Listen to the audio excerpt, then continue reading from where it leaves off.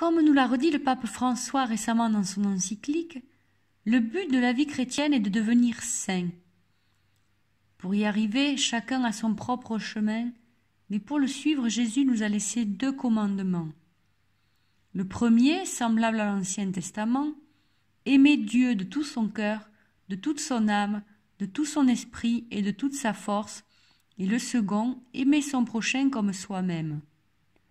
L'amour de Dieu, de ses frères et même de ses ennemis.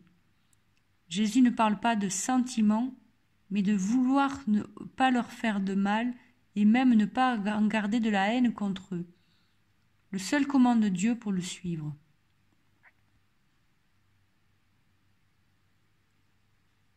Pourquoi est-il important de se consacrer à Jésus par Marie?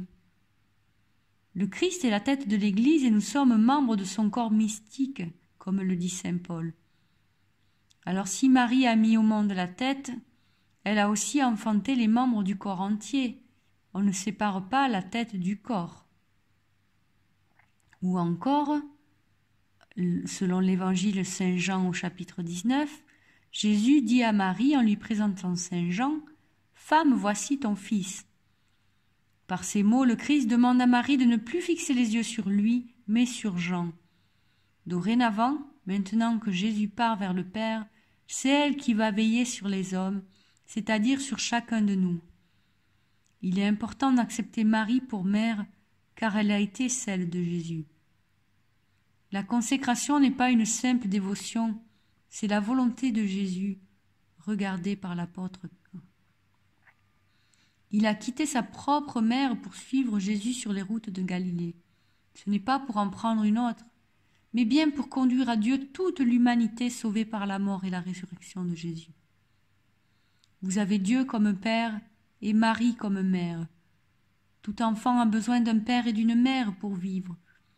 Vous ne pouvez pas dire que vous n'avez que le Père, car même Dieu est incarné dans la personne de Jésus, a eu Marie pour mère.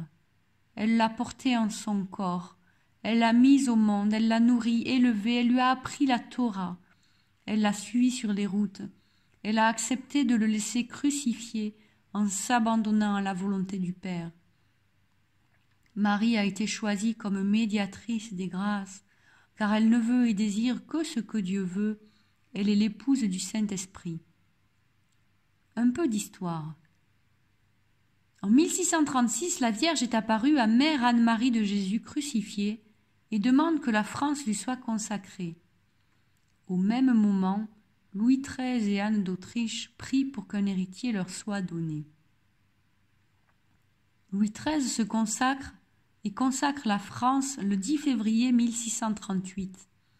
L'héritier naît quelque temps après et s'appelle Louis Dieudonné. Plus tard, Saint Louis-Marie Grignon de Montfort écrira l'acte de consécration. Et en 1930, à Fatima, Marie demande réparation en se consacrant à elle. Comment cela va se faire? Il faut offrir toute sa vie à Jésus par Marie. Vous pouvez vous préparer pendant 30 jours, en offrant chaque jour quelque chose à Marie, votre travail, vos amis, votre foi.